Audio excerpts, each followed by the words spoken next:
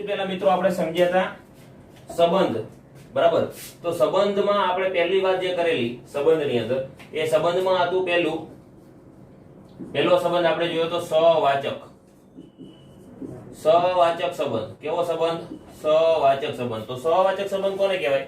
તો સવાચક એટલે પોતાનો સંબંધ પોતાની સાથે, બરાબર? માન લ્યો આપણે એવી વાત કરતા હતા, એ સંબંધ એ, આને વચ્ચે એ આર એ રિલેશન એ, એટલે એનો સંબંધ એની સાથે, એનો સંબંધ એની સાથે હોય તો આપણે સવાચક કહેવાય. બીજી રીતે લખવું હોય તો આને એ belongs to r, આ રીતે પણ લખતા હતા. જો એ belongs to r થાય તો પણ આપણે એને કહી શકાય કે આ સવાચક સંબંધ છે. સમજાય છે? આવી આપણે ઉદાહરણ તરીકે ક્લાસમાં પણ વાત કરેલી કે એક belongs to r બને. એક્ઝામ્પલ તરીકે પહેલાનો સંબંધ પહેલા સાથે બનતો હોય એવું કોઈ રિલેશન મળતું હોય તો એને સહવાચક સંબંધ કહેવાશે, બરાબર? બીજો સંબંધ આપણે મિત્રો જોયેલો સંમિત સંબંધ. તો સંમિત સંબંધ એટલે શું? તો એ બે વસ્તુ આવે મિત્રો. આપણે વાત કરેલી કે એનો સંબંધ બી સાથે બનતો હોય તો, જો આ બનતો હોય તો આપણે વાત કરેલી કે આવું પણ બનવું જોઈએ, બી નો સંબંધ એ સાથે બનવો જોઈએ. જો એનો સંબંધ બી સાથે બને અને આપણને એવી પણ એક પેર મળી જાય કે બી નો સંબંધ એ સાથે મળે તો આપણે એવું કહી શકાય કે એ રિલેશન બી, અને જો બી રિલેશન એ મળી જતો હોય તો આને સંમિત સંબંધ કહેવાશે. એને આ રીતે પણ લખી શકાય, એ બી belongs to r, તો બી એ belongs to r મળે તો આપણે એવું કહી શકાય કે આ સંબંધ જે છે એ કેવો સંબંધ થશે? સંમિત સંબંધ થશે, બરાબર? તો અહીં એકની વાત આવી, અહીંયા બે ની વાત આવી. હવે જે નેક્સ્ટ જોવાનું છે મિત્રો એ આવશે ત્રણની વાત. ત્રણની વાત એટલે કેવી વાત? તો પરંપરિત સંબંધ. પરંપરિત સંબંધ. તો પરંપરિત સંબંધ એટલે કેવો સંબંધ મિત્રો? તો અહીંયા તમે જોઈ શકો કે માની લો કે અહીંયા એનો સંબંધ બી સાથે હોય અને સાથે આપણને એવું પણ મળે કે બી નો સંબંધ સી સાથે હોય, અને આપણને એવી અપેક્ષાઓ રાખી શકાય કે એનો સંબંધ બી સાથે હોય, બી નો સંબંધ સી સાથે હોય. તો શું જો એનો સંબંધ સી સાથેનો મળી જાય, એનો બી સાથે, બી નો સી સાથે, તો એનો ડાયરેક્ટ જો સી સાથેનો સંબંધ આપણને મળી જાય, આવું કોઈ પેર મળી જાય તો આપણે એવું કહી શકાય કે આ સંબંધ પરંપરિત છે. સમજણ પડે છે? તો આ પરંપરિત સંબંધ જે છે મિત્રો એ પેલા તો આ બે પેર હોવી જોઈએ, એ સંબંધ બી, બી સંબંધ સી. તો આપણે એવી અપેક્ષા રાખવાની કે એ સંબંધ સી મળે છે કે નહીં. જો મળી જતું હશે તો આપણે એવું કહી શકાય કે આ સંબંધ પરંપરિત સંબંધ છે. સમજણ પડે છે? ચાલો આપણે એને કેવું હોય તો આવું પણ કહી શકાય, એ બી belongs to r અને BC belongs to r, તો implies AC belongs to r. આવું આપણે જો મળી જાય તો આ સંબંધને પરંપરિત સંબંધ કહેવાય. આ બેઝિક ત્રણ સંબંધની વાત હતી મિત્રો. ચોથો સંબંધ આપણે જોયેલો, જે સંબંધનું નામ છે એ સંબંધ છે આપણો કયો? તો સામ્ય સંબંધ. સામ્ય સંબંધ એટલે કેવો સંબંધ? તો મિત્રો એની અંદર સહવાચક પણ આવી જવો જોઈએ, બરાબર? સંમિત પણ આવી જવો જોઈએ અને પરંપરિત પણ આવી જવો જોઈએ. જો પરંપરિત ને સંમિત ને સહવાચક આ ત્રણ સંબંધ એક જ અંદર આવી જતા હોય તો આવા સંબંધને આપણે સામ્ય સંબંધ કહેવાય છે. કેવો સંબંધ કહેવાય છે? સામ્ય સંબંધ કહેવાય છે મિત્રો. તો આ વાત આપણે ઓલરેડી ક્લાસની અંદર કરેલી છે. હવે આપણે જે આગળ જોવા છે આને ખાલી શોર્ટમાં આપણે સમજવા માટે શરૂઆતમાં આપણે એને રિવિઝન માટે આપણે આ સમજાવ્યું મિત્રો, ને બહુ અગત્યનું છે. ખાલી આ એક વસ્તુ યાદ રાખજો, આ એકની વાત થાય છે, એકનો સંબંધ એક સાથે, બીજામાં સંમિતની અંદર બેની વાત થાય છે, એકનો સંબંધ બીજા સાથે, તો અપેક્ષા એવી રાખવામાં આવે છે બી નો સંબંધ એની સાથે થવો જોઈએ, બરાબર? ને ત્રીજી વાત છે પરંપરિત, એનો સંબંધ બી સાથે મળે, બી નો સંબંધ સી સાથે મળે એવું સમજજો. અને આપણે અપેક્ષા એવી રાખી છે જો એનો સંબંધ ડાયરેક્ટ સી સાથે મળી જતો હોય તો આવા સંબંધને પરંપરિત સંબંધ કહેશું.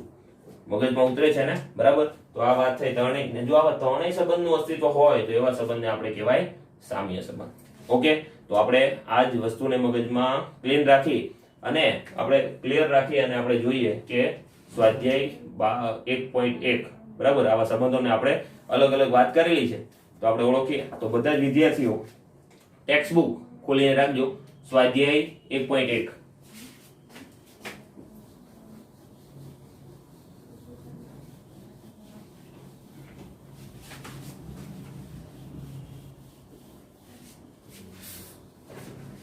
તો આપણે શરૂઆત કરીએ મિત્રો સ્વાધ્યાય 1.1 ની, બરાબર? એમાં ક્વેશ્ચન નંબર પહેલો જે વાત કરી છે એને આપણે સમજીએ.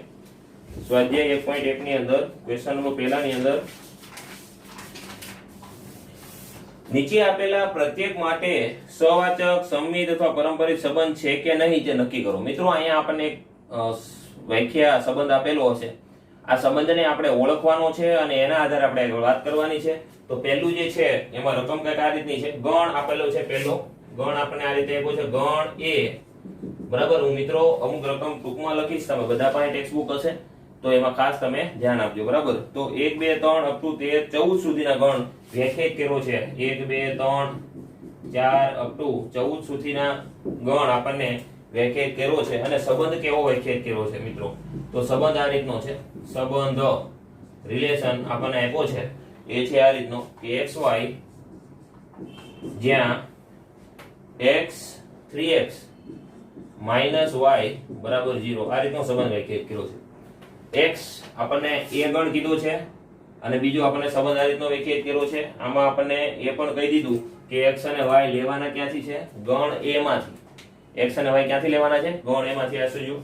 હવે આપણે પહેલી વાત કરવી છે અહીંયા ત્રણ સંબંધ ચેક કરવાના. તો પહેલો સંબંધ આપણે ચેક કરીએ સહવાચક માટે. કેના માટે? સહવાચક માટે. તો પહેલા આપણે કઈ સંબંધ મેળવી લેવો પડશે મિત્રો. તો પહેલા સંબંધ મેળવી લઈએ. સંબંધ આપણને કેવો મળશે? તો રિલેશન આપણને જે મળશે અહીંયા આપણે x ની અલગ અલગ કિંમત માટે y કેવો મળે છે એ પેર મેળવવાની છે. તો આ એક સંબંધ y કહેવાય. તો x બરાબર 1 મૂકો.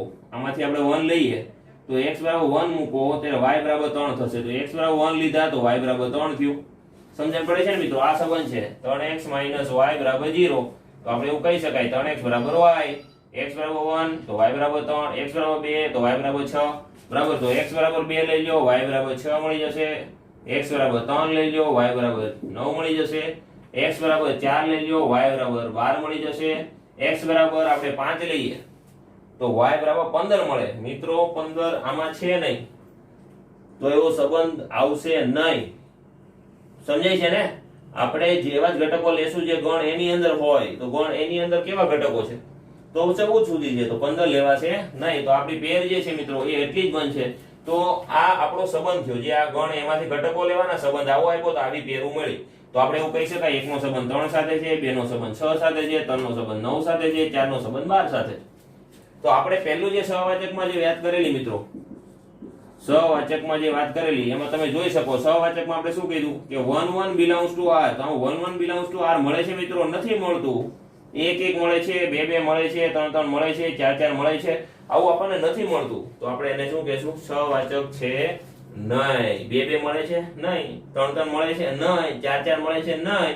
જે નહીં મળે એને આપણે ના પાડી દેવાની. મગજમાં ઉતરે છે? બરાબર. આમાંથી માની લો બધી જ પેર મળતી હોત અને 14 14 ના મળે તો પણ ના પાડી દેવાની. આપણે તો એક પકડીને ના પાડવાની થશે. તો આ છે 1 1 does not belongs to r. તો આપણે એવું કહી શકાય કે મિત્રો આ માટે સહવાચક સંબંધ નથી. બીજી વાત આવશે મિત્રો અહીંયા સંમિત માટે. તો સંમિત માટે શું કહેશું આપણે? સંમિત માટે કહેશું કે આવો એક ત્રણ અસ્તિત્વ ધરાવે છે. હા ધરાવે છે. x 3 belongs to r. તો આપણે શું અપેક્ષા રાખી? a નો સંબંધ b સાથે હોય તો શું b નો સંબંધ a સાથે મળે છે? તો implies 3 1 does not belongs to r. શું 1 3 મળે છે તો એનો ઉલટી પેર 3 1 મળે છે. તો આપણે જોવાનું 3 1 દેખાય છે? નથી દેખાતું. 3 1 નથી દેખાતું એટલે અહીંયા રિવર્સિબલ નથી. મિત્રો આપણે દીકરીયાની અંદર જોઈ ગયા હતા કે સંમિત ક્રમ સમક્રમી આપણે શબ્દ બોલતા. સમક્રમી એટલે શું? બરાબર. સમક્રમી એટલે આપણે એનું રિવર્સિબલ પણ ઇમ્પ્લાય થવું જોઈએ. 1 2 અસ્તિત્વ ધરાવે તો 2 1 નું અહીં અપેક્ષા રાખી શકાય. પણ અહીં 2 1 નો સંબંધમાં આવતું નથી એટલે આપણે અહીં કહી શકાય કે આ સંમિત સંબંધ નથી. સમજાય છે મિત્રો? તો હવે આપણે ત્રીજી વાત કરીએ. જે વાત છે એ છે આપણી પરંપરિત. બરાબર. તો ત્રીજું થાય અહીંયા પરંપરિત. તો પરંપરિત માટે શું જોશું આપણે? તો પરંપરિત માટે આપણે પેર જોશું કે 1 3 belongs to r મળે છે અને 3 થી શરૂ થતું એવું આપણે બીજી એક પેર ગોતવાની થાય. તો 1 થી શરૂ થઈ 3 પૂરી થઈ 3 થી શરૂ થતી એવી પેર આ છે. તો 3 9 belongs to r. 3 9 belongs to r. તો આપણે એવું કહી શકાય કે શું 1 3 3 9 તો કઈ અપેક્ષા રાખવાની મિત્રો? 1 અને 9 ની અપેક્ષા રાખવાની. તો 1 અને 9 does not belongs to r એ અપેક્ષા રાખી છે પણ એવો સંબંધ આપણને મળતો નથી. જો એવો સંબંધ ના મળે તો એ પરંપરિત સંબંધ નથી. માટે આપણે કહી શકાય કે પરંપરિત સંબંધ નથી. તો મિત્રો આ વાત હતી સહવાચક, સંમિત અને પરંપરિત. તો પહેલા દાખલાની અંદર તમને સમજાઈ ગયું. મિત્રો હવે આ દરેક વસ્તુની અંદર લખવી જરૂરી નથી, શરૂઆત છે એટલે તમને થોડુંક મગજમાં ક્લીન ઉતરે એટલે આપણે લખ્યું છે, બરાબર. આની આપણે સ્ક્રીનશોટના સ્વરૂપમાં તમને મળી જશે એટલે બહુ ઉતાવળ કરવાની જરૂર નથી. નેક્સ્ટ જોઈએ દાખલા નંબર 2 જુઓ મિત્રો. બીજી વાત જે કરી છે પ્રાકૃતિક ગણ ઉપર n પર વાત કરી છે. પ્રાકૃતિક ગણ પર વાત કરી છે. તો આપણે જે પ્રાકૃતિક સંખ્યાના ગણ n પર વ્યાખ્યાયિત સંબંધ, આપણને સંબંધ કેવો આપ્યો છે? સંબંધ આવો આપ્યો છે r, જ્યાં xy એ આપણને એવું કીધું છે કે y બરાબર 5 plus x અથવા x plus 5 અને x less than 4, x લેવાનો 4 કરતા નાનો, બરાબર. આવું કીધું છે મિત્રો. હવે તો આપણે ફટાફટ આને આપણે ગણી શકશું અને ફટાફટ આપણે આના સંબંધને કહી પણ શકશું કે ચાલો અહીંયા 4 કરતા નાની કિંમત અને પ્રાકૃતિક સંખ્યાનો ગણ કઈ કઈ કિંમતો આવે તો 1 2 3 4 લેવાના નહીં, ઇક્વલ ટુ નથી એટલે 4 લેવાશે નહીં. રેડી? તો 3 1 મૂકી દો. જો તમે x બરાબર 1 મૂકો તો y બરાબર 6 મળે, x બરાબર 2 મૂકો તો y બરાબર તમને કેટલા મળશે? 7 મળશે. x બરાબર 3 લેશો તો y બરાબર 8 મળશે. 4 લેવાના નથી એટલે આ પેર અહીંયા પૂરી. રેડી? તો મિત્રો પહેલો સંબંધ હતો કયો? સહવાચક. તો સહવાચકમાં શું કહીશું આપણે કે 1 1 મળે છે નહીં, 1 1 મળતું નથી તો 1 1 નથી મળતું, તો માટે સહવાચક નથી. સંબંધ સહવાચક ના થયો. આપણે ખાલી જોવાનું 1 1 મળે છે નહીં, 2 2 મળે છે, એકાદું ના મળે તો ના પડે. ચાલો બીજી આપણે શું અપેક્ષા રાખી એકવાના હતા સંમિતની અંદર? તો સંમિતની અંદર તમને ખ્યાલ છે કે સંમિતની અંદર આપણે જો અહીંયા કોઈ પેર 1 6 આપેલી છે તો 1 6 ની અપેક્ષા અહીંયા આપેલી છે તો અપેક્ષા કેની રાખવાની છે? આની રિવર્સિબલ નહીં. તો રિવર્સિબલ કયું થાય? તો 6 1 થાય. તો આમાં ગોતી લ્યો 6 1 મળવાનું છે નથી મળવાનું, તો does not belongs to r. માટે આપણે કહી શકાય સંમિત સંબંધ નથી. વેરી સિમ્પલ મિત્રો. આના જ વાત કરવાની છે, બીજી આપણે વાત કરવાની નથી. તો આવી જ વાતો તમને ખ્યાલ પડતી હશે મિત્રો. અહીં હું ત્રીજો સંબંધ તમને દેખાઈ જશે એટલે અહીંયા 3 નંબરની વાત કરીએ જે નામ છે પરંપરિત. તો પરંપરિત સંબંધની અંદર આપણે શું વાત કરશું મિત્રો? તો પરંપરિતની અંદર સંબંધની અંદર આપણે વાત કરશું કે અહીંયા સહવાચક ના થયું, સંમિત ના થયું. અહીંયા 1 6 નું અસ્તિત્વ આવે છે. આપણે વાત એવી કરેલી કે 1 6 નું અસ્તિત્વ આવે તો 6 થી શરૂ થતો એવો કોઈ ઘટકનું અસ્તિત્વ અહીંયા છે? એવું ઘટકનું અસ્તિત્વ છે જ નહીં. તો આપણે શું કહેશું મિત્રો? તો અહીંયા કન્ફ્યુઝન ચાલુ થાય. તો જૂના સિલેબસમાં પણ આવા કેટલા ડાઉટ હતા કે 1 6 થી ચાલુ થાય પણ 6 થી શરૂ થતું એવું બીજું કોઈ ઘટક શરૂઆત થતી નથી, તો આ લોકો એને પરંપરિત સ્વીકારેલું. પણ મિત્રો અહીંયા આપણે પરંપરિત સ્વીકારશું નહીં, કારણ કે આપણે સંબંધ જોઈએ. સંબંધ અહીંયા અગત્યની વસ્તુ છે. સંબંધ જોઈને તમે ખ્યાલ કરી શકો. હું અહીંયા રફકામ કરું છું એટલે તમને ખ્યાલ પડશે મિત્રો કે અહીંયા માની લો કે x અહીંયા ખરેખર આપણે ગણીએ તો y બરાબર સંબંધ છે 5 plus x અથવા x plus 5. હવે મિત્રો અહીંયા 1 મૂક્યો તો અહીંયા 6 જવાબ આવ્યો. અહીંયા 2 મૂકો, માની લો અહીંયા 6 મૂકો તો જવાબ કયો આવશે? તો 6 ને 5 11 જવાબ આવશે. હવે તમે જો 1 નો સંબંધ 6 સાથે, 6 નો સંબંધ 11 સાથે, તો શું તમે 1 નો સંબંધ 11 સાથેનું અસ્તિત્વ બને એવી કોઈ પેર આ સંબંધમાં બનશે ખરી?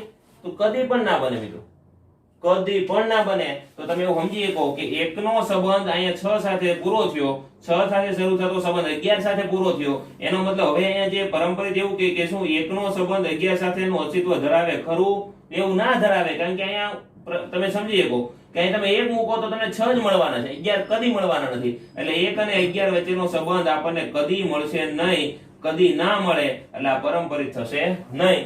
તો મિત્રો અહીં સહવાચક પણ ના થયો, સંમિત પણ ના થયો અને પરંપરિત પણ નહીં થાય. તો આપણે અહીં એક એક્ઝામ્પલ એવું પણ કહી શકાય direct xy belongs to r અને yz belongs to r આપણે એવું મેળવીએ જેને આપણે એક્ઝામ્પલ તરીકે કહી શકાય 1 6 ને 6 1. પણ અહીંયા 6 11 એટલે ના લીધા કે અહીંયા મિત્રો અહીં પેરમાં જ નથી આવતા. તો imply xz does not belongs to r.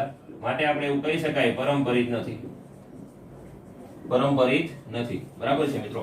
બધાને ડિસ્પ્લે ઉપર દેખાતું હશે તો આ મિત્રો સમજણ પડી મિત્રો? પરંપરિત એક એવું છે કે 3 વચ્ચેનો સંબંધ છે. 1 નો સંબંધ 6 સાથે, 6 નો સંબંધ 11 સાથે, તો 1 નો સંબંધ 11 સાથે શું મળવાનો છે? એવું મળે તો આપણે કહેવાનું, નહીં તો નહીં. રેડી? ખ્યાલ પડ્યો મિત્રો? તો આગળ જોઈએ દાખલા નંબર 3. બરાબર? અને આ બોર્ડને ખુલ્લું મૂકવું એટલે જેથી કરીને તમે આપણે સ્ક્રીનશોટ પાડીને આને તમને આપશું. રેડી? તો આ સંબંધ ખાસ સમજવાનો છે. તમે થોડું થોડું રફકામ કરતા જતા હશો એવી હું અપેક્ષા રાખું છું, બરાબર. અને જ્યાં પણ ડાઉટ થાય ત્યાં તમે હાથ ઉપર કરીને પૂછી શકો છો. લાસ્ટમાં હું પૂછીશ, બરાબર, તો મને કહેજો. ઓકે, તો આગળ જોઈએ દાખલા નંબર 3.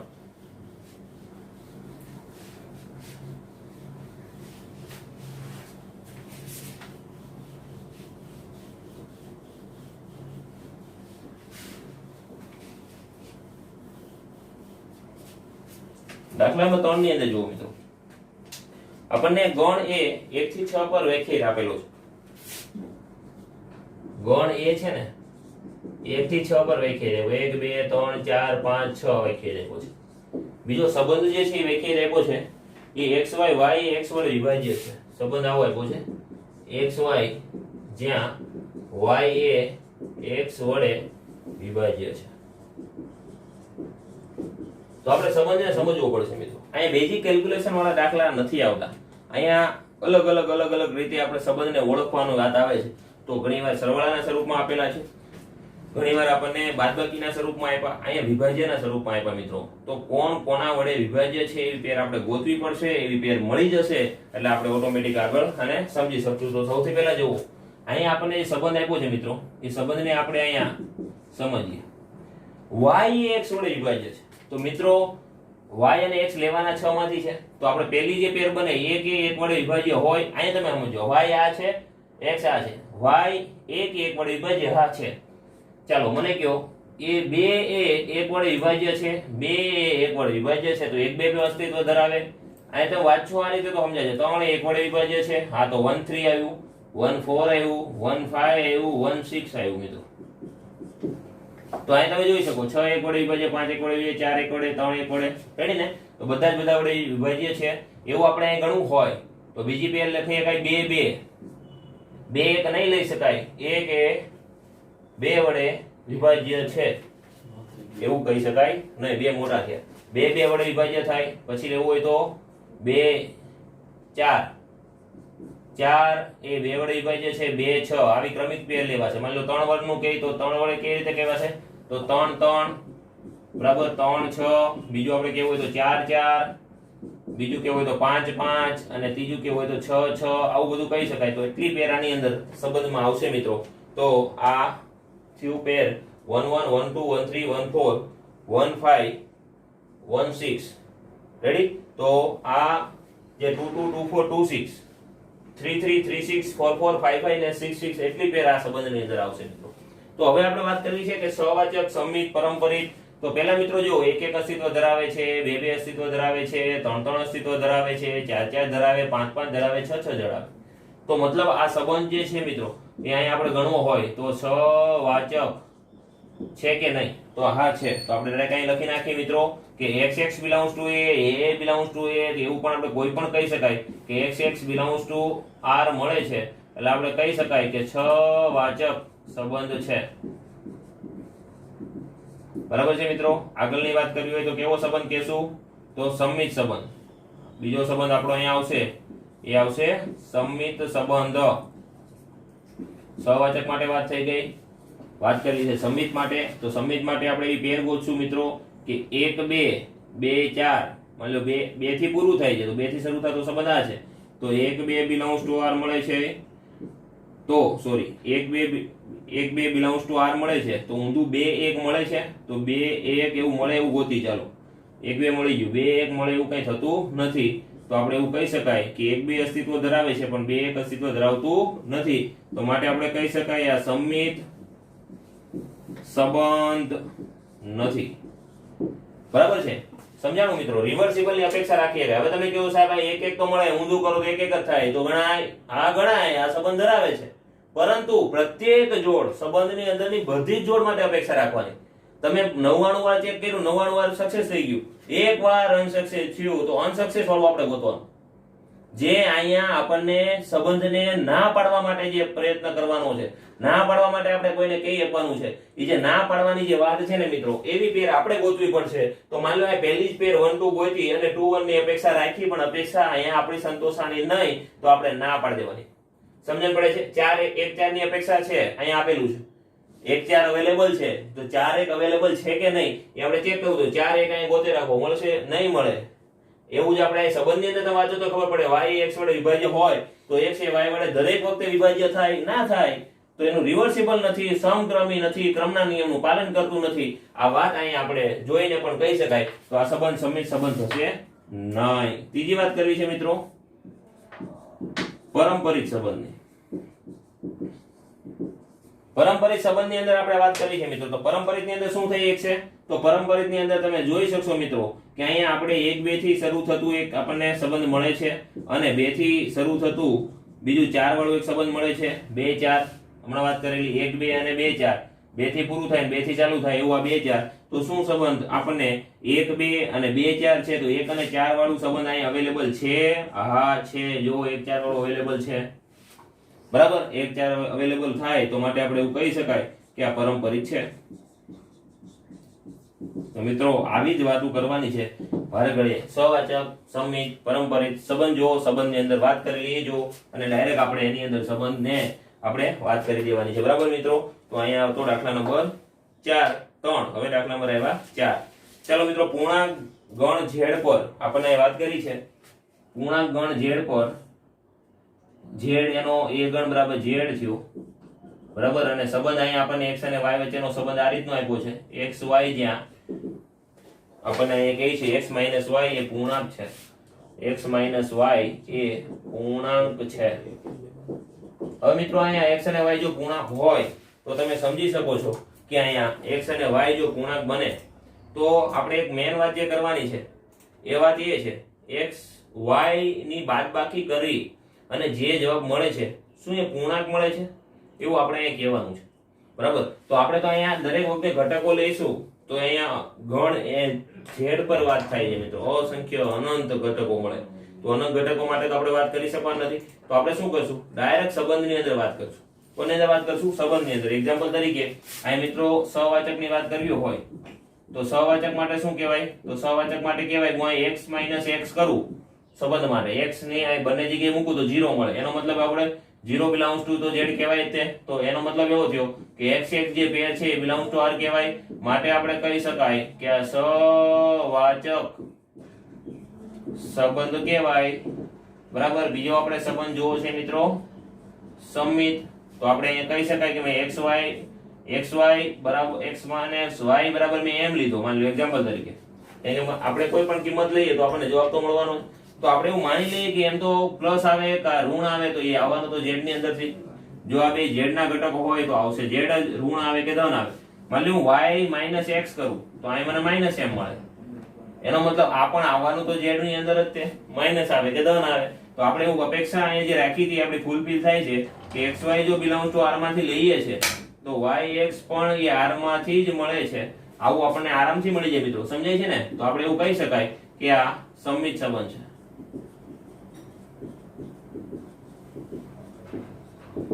કેવો સંબંધ છે સમિત સંબંધ છે. ત્રીજો સંબંધ જો આપણે વાત કરવી હોય મિત્રો તો એ છે પરંપરિત. તો પરંપરિતમાં શું કહેશું આપણે આને ઘણી રીતે બતાવી શકાય મિત્રો. આને ઘટકોના સ્વરૂપમાં બતાવી શકાય. મેં જે x અને y બતાવું છું એ રીતે પણ બતાવી શકાય. તમે કોઈ પણ રીતે બતાવો રિપ્રેઝન્ટ વ્યવસ્થિત થવું જોઈએ ઇમ્પોર્ટન્ટ છે.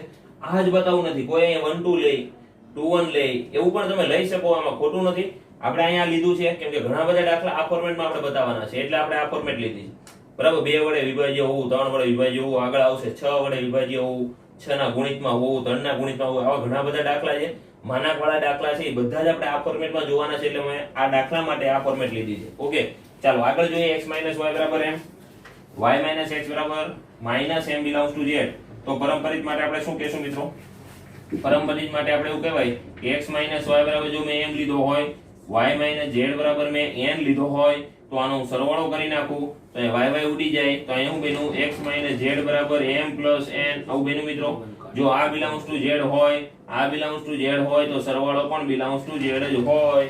આવું બધાને લોજિક સમજાતું હશે અને સમજાય જ તે.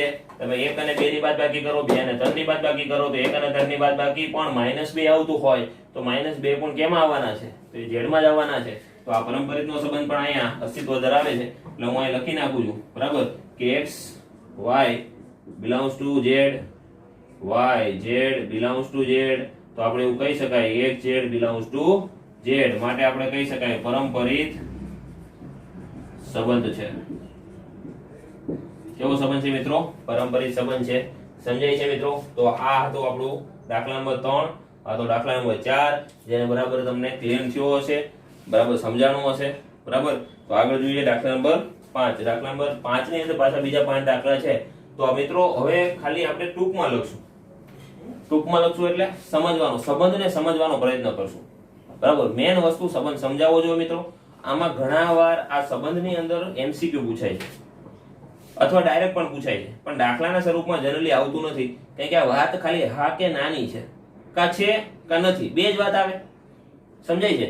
કા આ સંબંધ છે કે નથી, તો બે જ જવાબ આવ્યા, કા છે કે નથી. તો તમારે ફટાફટ ચેક કરીને લખવાનું થાય. 2 માર્ક્સમાં પૂછાય તો પણ તમારે આવું કોઈ પણ એવા એક્ઝામ્પલ લઈને તમે આમાં ગણી શકો. હવે એવો નિયમ નથી કે આ પદ્ધતિથી જ ગણવું, તમે કોઈ પણ ઘટકો એ ગણની અંદર આવતા હોય એ ઘટકો લઈને પણ તમે ચેક કરી શકો, બરાબર છે, અને પછી આપણે એને ગણી શકાય. રેડી? તો આગળ જોઈએ દાખલા નંબર 5. તો બધા જ વિદ્યાર્થી દાખલા નંબર 5 ની રકમ જોજો.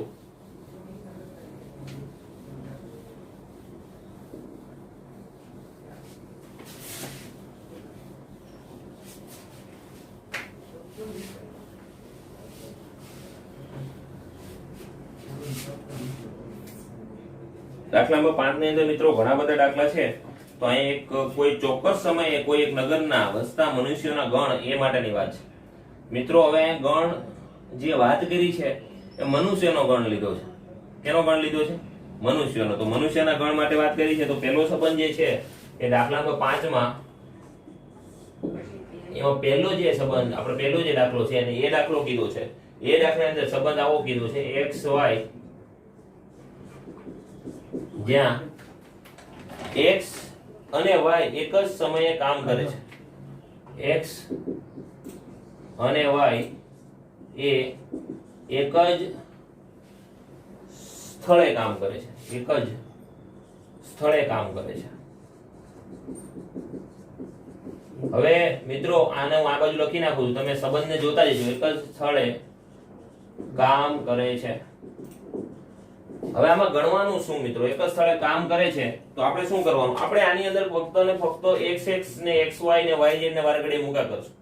માની લો અહીંયા આપણે x ને x મૂક્યો, x અને x મૂકી દો અહીંયા, અને વાક્ય રચના જો એ સમાધાન કરતું હોય અથવા એ ઓકે થતું હોય તો તમે નક્કી કરી નાખજો કે આ સંબંધ જે પર્ટિક્યુલરલી એક માટે વાત કરી હોય તો એ સવાચક બનશે, 2 માટે વાત કરી હોય તો સમિત બનશે, અને 3 માટે વાત કરી હોય તો મિત્રો એ પરંપરિત બનશે. બરાબર? તો અહીંયા જો પહેલું જ અહીંયા હું સેન્ટેન્સ આ બાજુ લખું છું જેથી તમને દેખાશે કે પહેલું આપણે વાત કરી છે સવાચક માટે.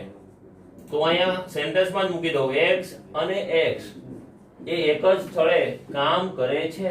લ્યો, એક જ સ્થળે કામ કરે તો એવું જ કહેવાય ને, હું અહીંયા ઊભો છું તો હું જ અહીંયા ઊભો છું, તો પોતે ને પોતાનો સાથેનો સંબંધ સ્થળ સાથે કામ કરે છે એનો મતલબ પોતે જ થાય. એનો મતલબ આ સવાચક છે. કેવો છે મિત્રો? સવાચક છે. અથવા આપણે એને વ્યાખ્યાના સ્વરૂપમાં કેવું હોય તો એવું કહી શકાય કે x belongs to r, માટે સવાચક છે. બરાબર? બીજી વાત કરવી મિત્રો સમિત માટે, તો સમિત માટે આપણે શું વાત કરતા હતા? સમિત માટે વાત કરશું x અને y એ એક જ સ્થળે કામ કરે છે, એનો મતલબ y અને x એ એક જ સ્થળે કામ કરતા હોય જ. રેડી કે ન રેડી? તો x એ y નો સંબંધ જે છે, y નો x સાથેનો સંબંધ હવે અસ્તિત્વ ધરાવે? આ ધરાવે. x અને y એક જ સ્થળે કામ કરે છે, y અને x એક જ સ્થળે કામ કરે છે. બરાબર છે? એનો મતલબ એવો થયો એક જ સ્થળે કામ કરવું, એનો મતલબ કે ઊંધું કરી નાખો તો એક જ સ્થળે કામ કરતા દેખાશે. તો એ આપણે કહી શકાય કે આ સંબંધ કેવો સંબંધ છે મિત્રો? તો અહીંયા કહેવાય કે x y નો સંબંધ એ r સાથેનો મળે, ઇમ્પ્લાઇઝ y x નો સંબંધ પણ આપણને એની અંદર જ મળે, તો આપણે એવું કહી શકાય કે આ સમિત સંબંધ છે. કેવો સંબંધ છે? સમિત સંબંધ થશે. મિત્રો ત્રીજી વાત કરવી છે એ છે પરંપરિત. પરંપરિત ની અંદર આપણે 3 ગણ લઈશું. બરાબર? x અને y એક જ સ્થળે કામ કરે છે. બરાબર? y અને z એ એક જ સ્થળે કામ કરે છે. તો આપણે એવી અપેક્ષા રાખી શકાય કે x અને z એ એક જ સ્થળે કામ કરતા હોય, એક જ સ્થળે કામ કરતા હોય ને મિત્રો? હા કે ના? તો આપણે એવું કહી શકાય કે xy belongs to આપણે અહીંયા r લઈએ, yz belongs to અહીંયા r લઈએ, અહીંયા ઝેડ એક્સ અથવા X Z belongs to R અપેક્ષિત છે આ છે, તો આપણે એવું કહી શકાય કે X belongs to R, Y Z belongs to R, તો X Z belongs to R થાય. માટે અહીંયા સંબંધ મિત્રો કેવો થશે? તો પરંપરિત સંબંધ થશે. કેવો સંબંધ થશે? પરંપરિત સંબંધ થશે. માટે આપણે અહીં કહી શકાય કે આ પરંપરિત સંબંધ છે. રેડી? સમજાણું કે ના સમજાણું મિત્રો? તો આ જે સંબંધ છે એની અંદર તમારે બરાબર ક્લિયર થવાનું છે, બાકી કઈ છે નહીં. બધા સંબંધ આ રીતના છે મિત્રો. તો આ દાખલો તમે હું અહીંયા થોડો ઘટી જાવ એટલે તમે લખી શકશો, અથવા આપણે સ્ક્રીનશોટ મૂકી દેશું એટલે સમજાશે. બીજો દાખલો બી છે એ જોજો. એક્સ અને વાય એક જ વિસ્તારમાં રહે છે. હું અહીંયા એક જ સ્થળ હતું એની જગ્યાએ વિસ્તાર કરી નાખું મિત્રો. વિસ્તાર. તો અહીંયા તમે જુઓ એક્સ અને વાય એક જ વિસ્તારમાં રહે છે. દાખલા નંબર અહીંયા હું બી કરી નાખું મિત્રો. 5માનો બી તમે જોજો. સહવાચક માટે જો x અને x એક જ વિસ્તારમાં રહે, સ્થળ એક હોય તો વિસ્તાર પણ એક જ કહી શકાય. શું x અને y એક વિસ્તારમાં રહેતા હોય તો y અને x એક જ વિસ્તારમાં રહે? હા, ઈ પણ રહે. તો આ સંબંધ લાગુ પડે, તો આને કહેવાય સમિત સંબંધ. શું x અને y એક જ વિસ્તારમાં રહે છે તો y અને z એક જ વિસ્તારમાં રહેતા હોય? હા, પણ ઈ પણ શક્ય છે. તો આપણે એવું કહી શકાય x અને z પણ એક જ વિસ્તારમાં રહેતા હોય? હા કે ના? રેડી? આ એક વિસ્તાર છે મિત્રો. તો આપણે એવું કહીએ કે હું અને રોહિત સર એક જ વિસ્તારમાં રહી છે. રોહિત સર અને જનક સર એક જ વિસ્તારમાં રહી છે. તો હું ને જનક સર એક જ વિસ્તારમાં થયા કે ના થયા? સમજણ પડે છે? તો આ ખાલી એક સંબંધની વાત છે મિત્રો. જો અહીંયા ત્રણે ત્રણની પેરમાં લાગુ પડતું હોય તો અહીંયા આ વ્યવહારિક વાતની અંદર તો લાગુ પડે જ તે મિત્રો. તો અહીંયા એવું કહી શકાય કે આ પેલા સવાચક પણ બને છે, સમિત પણ બને છે અને પરંપરિત પણ બને છે. તો અને તો આ સંબંધને કેવો સંબંધ પણ કહેવાય મિત્રો? સામ્ય સંબંધ કહેવાય. એમ આવ્યું નથી પણ આપણે અહીંયા વાત કરી દઈએ મિત્રો. આવા સંબંધને આપણે સામ્ય સંબંધ પણ કહેશું. રેડી? હા કે ના? તો આવું તમે આરામથી આવું કરી શકો, એમાં ખોટું નથી. તો અહીં સાઈડમાં આજે હટી જાવ એટલે આની સ્ક્રીનશોટ તમને મળી જાય એટલે તમે આરામથી નોટની અંદર ઉતારી શકો. રેડી? તો આ થયો દાખલા નંબર બી. નેક્સ્ટ જોઈએ દાખલા નંબર સી. x ની ઊંચાઈ y ની ઊંચાઈ કરતા બરાબર 7 સેન્ટીમીટર વધારે છે. x ની ઊંચાઈ y ની ઊંચાઈ કરતા 7 સેન્ટીમીટર વધારે છે. બરાબર જે શબ્દ છે એને મિત્રો આપણે શું લેવાનું છે મિત્રો? અહીંયા સેન્ટીમીટર વધારે છે એવો સંબંધ બતાવ્યો છે. તો દાખલાને આપણે અહીંયા ફરીવાર ગણવો પડશે મિત્રો. આને આપણે રહેવા દઈએ, આ બાજુ ગણીએ મિત્રો. સી સંબંધ, સી દાખલો છે. એમાં એવું કહે છે x અને y ની માટે વાત કરી છે મિત્રો. x ની ઊંચાઈ એ y ની ઊંચાઈ કરતા 7 સેન્ટીમીટર 7 એકમ નથી આપ્યો ને 7 સેન્ટીમીટર વધારે છે. ચાલો હવે તમે બરાબર જોજો મિત્રો. વાક્ય રચનામાં એક વાત એવી કરે છે કે x ની ઊંચાઈ y ની ઊંચાઈ કરતા 7 સેન્ટીમીટર વધારે છે. તો અહીં સંબંધ કયો આવ્યો? કોની ઊંચાઈ વધારે? x ની ઊંચાઈ એ y ની ઊંચાઈ કરતા 7 સેન્ટીમીટર વધારે. તો અહીં બરાબરનો સંબંધ કરીને આપણે ચેક કરીએ કે x અને y વચ્ચેનો સંબંધ આ રીતે જગ્યા મૂકીને આ રીતે કરીએ તો x ની ઊંચાઈ y ની ઊંચાઈ કરતા 7 સેન્ટીમીટર વધારે, એનો મતલબ આ વધારે હોય તો બરાબર કરવા માટે આપણે અહીંયા 7 ઉમેરવા પડે. તો સંબંધ આવો છે મિત્રો. x અને y ની વચ્ચેનો સંબંધ આવો છે. રેડી? હવે આપણે અહીંયા સહવાચક અને સમિતની વાત કરીએ મિત્રો. તો પહેલું જુઓ સહવાચક. તો સહવાચકમાં x અહીં મૂકી દો તો બિલોંગ્સ ટુ r થશે? ના થાય. x અહીં મૂકો, સમાધાન કરે છે? ના કરે. સમાધાન ના કરે એનો મતલબ આ સહવાચક નથી. બીજું જો મિત્રો, બીજો સંબંધ માટે વાત કરશું સમિત માટે. તો સમિત માટે આપણે શું વાત કરવાની છે કે આપણે xy નો સંબંધ મળી જાય તો yz નો સંબંધ મળી જાય. તો આપણે એમ તો મિત્રો અહીંયા કોઈ પણ પેર માટે અહીંયા આ સંબંધને આગળ લઈએ તો x - y = 7 મળ્યો. બરાબર? તો અહીંયા તમે જો અહીંયા xy બિલોંગ્સ ટુ r મળી જાય. ચાલો તો imply yx belongs to r મળે ખરો? ચાલો આપણે મૂકીને ચેક કરીએ. બરાબર? અહીંયા તમે જો તો હું અહીંયા y x ની જગ્યાએ y મૂકું અને y ની જગ્યાએ x મૂકું તો અહીંયા મને 7 મળે ખરો? જો આને માઈનસ કોમન કાઢું મિત્રો તો સામેની સાઈડ -7 આવે. તો અહીંયા આમાં આ 7 મળે પણ અહીંયા તો -7 મળે. તો આ સંબંધ આની હારે અસ્તિત્વ ધરાવતો નથી. તો માટે એવું કહી શકાય કે આ સમિત સંબંધ નથી. બીજી વસ્તુ મિત્રો એ વાક્યના સ્વરૂપમાં પણ કહી શકાય x એ y કરતા 7 સેન્ટીમીટર વધુ છે તો એને સંબંધમાં y એ x કરતા 7 સેન્ટીમીટર વધુ થઈ શકે? ના થઈ શકે. હવે ઓલરેડી ઓલો મોટો છે તો એને પાછો બીજા નાનો કઈ રીતે કરી શકાય? ન કરી શકાય. આ એના જેવી વાત છે મિત્રો. છોકરા કરતા એના પિતા મોટા જ હોય. રેડી ને? તો પિતા મોટા જ રહેવાના. તો આપણે એવું કહી શકાય પિતા કરતા છોકરો મોટો છે? ના કહી શકાય, બને જ નહીં. ઉંમરમાં ના બને, બુદ્ધિથી બને કે નહીં એની ખબર નથી, પણ ઉંમરમાં તો ના જ બને. તો આ વાત જે છે ગાણિતિક તર્કની વાત થાય છે, તો અહીં ઉંમરમાં વાત નથી, વાત અહીંયા આપણે ઊંચાઈની છે. બરાબર? તો અહીંયા ઊંચાઈમાં કદી એનું રિવર્સિબલ શક્ય છે? નથી શક્ય. તો અહીંયા સંબંધ એ સમિત સંબંધ બનશે નહીં. સમજણ પડી હશે મિત્રો? ત્રીજી વાત છે આ છે પરંપરિત. પરંપરિતની અંદર આપણે એવું કહીએ કે xy નો સંબંધ આપણને અહીંયા મળી શકે. માની લો હું yz નો સંબંધ મેળવવો હોય તો મળી શકે. તો ઇમ્પ્લાય અહીંયા શું આપણને xz નો સંબંધ મળી શકે? તો એ આપણે વિચારીએ મળી શકે કે ના મળી શકે. ચાલો હું એવું અહીંયા કહું, આને ભૂલી જાઓ મિત્રો. x y આવા 7 મળે છે. y અને z વચ્ચેનો આપણે એવી એક પેલ લઈએ કે જેની વચ્ચેની 7 સેન્ટીમીટર નો ઊંચાઈનો તફાવત હોય. મિત્રો અહીંયા હું સરવાળો કરું તો આ y ઉડી જાય તો x z બરાબર 14 સેન્ટીમીટર થાય. બરાબર? એક ભાઈ કરતા બીજા ભાઈ 7 સેન્ટીમીટર વધુ છે, આ ભાઈ કરતા આ ભાઈ 7 સેન્ટીમીટર વધુ છે, તો પહેલા ને ત્રીજા વચ્ચેનો 14 સેન્ટીમીટર નો તફાવત આવે. આ વ્યવહારિક વાત છે મિત્રો. તો અહીંયા એવું આપણને કોઈ સંબંધ પરંપરિત નહીં મળે. એનું કારણ એટલું છે મિત્રો કે x અને y belongs to r થાય, y અને z belongs to r થાય, અને x અને z belongs to r ના થાય, કેમ કે 14 સેન્ટીમીટર નો ડિફરન્સ આવ્યો મિત્રો. તો આ કેના જેવું આવ્યું? તો મેં તમને આના આગળના દાખલામાં સમજાવ્યું, ખબર ને? એવું abc વાળું. બરાબર? જે એમાં m અને -m વાળો જે સંબંધ હતો એના જેવું છે આ. તો આ વસ્તુ પણ બધામાં એકવાર ફોર્મ્યુલા તમે લગાવો અને એ તમે ફરીવાર રિપીટ કરો તો એમાં કઈ ખોટું નથી. સમજણ પડે છે મિત્રો? તો આ થયો x અને y belongs to r, y અને z belongs to r. તો x અને z does not belongs to r. માટે આપણે કહી શકાય કે આ પરંપરિત સંબંધ નથી, અથવા પરંપરિત નથી એવું લખો તો ભાઈ ખોટું નથી. તો અહીંયા તમે જોયો ત્રણ સંબંધ ના મેળો. નો મેળો આપણને સહવાચક, ન મેળો સમિત, ન મેળો પરંપરિત. મિત્રો આ મગજમાં ક્લિયર ઉતરતું હશે એવી આપણે અપેક્ષાઓ રાખીએ. તમે ઓનલાઈન અહીં જોતા હશો ત્યારે તમે એની અંદર નોટ ડાઉન કરતા હશો એવી આપણે અપેક્ષાઓ રાખીએ છીએ. બરાબર? તો અહીંયા બધું જ વસ્તુ વ્યવસ્થિત રીતે તમે નોટ ડાઉન કરતા જજો. ના સમજાય ત્યાં પૂછતા જજો. દાખલા નંબર 4 જો x એ y ની પત્ની છે. તો આ દાખલાને તમે મૌખિક રીતે પણ ગણી શકો મિત્રો. અહીંયા સંબંધ પત્ની નો આપ્યો છે, તો અહીંયા એક જ વિસ્તારમાં રહે છે x અને y વચ્ચેનો સંબંધ. તો આને ભૂસી કાઢવું મિત્રો. દાખલા બહુ સરળ છે, ખાલી સંબંધ અહીંયા જે વાત છે એમાં તમે સંબંધને ઓળખતા જાઓ, મૂકતા જાઓ અને ગણતા જાઓ એટલે થઈ શકે. બરાબર?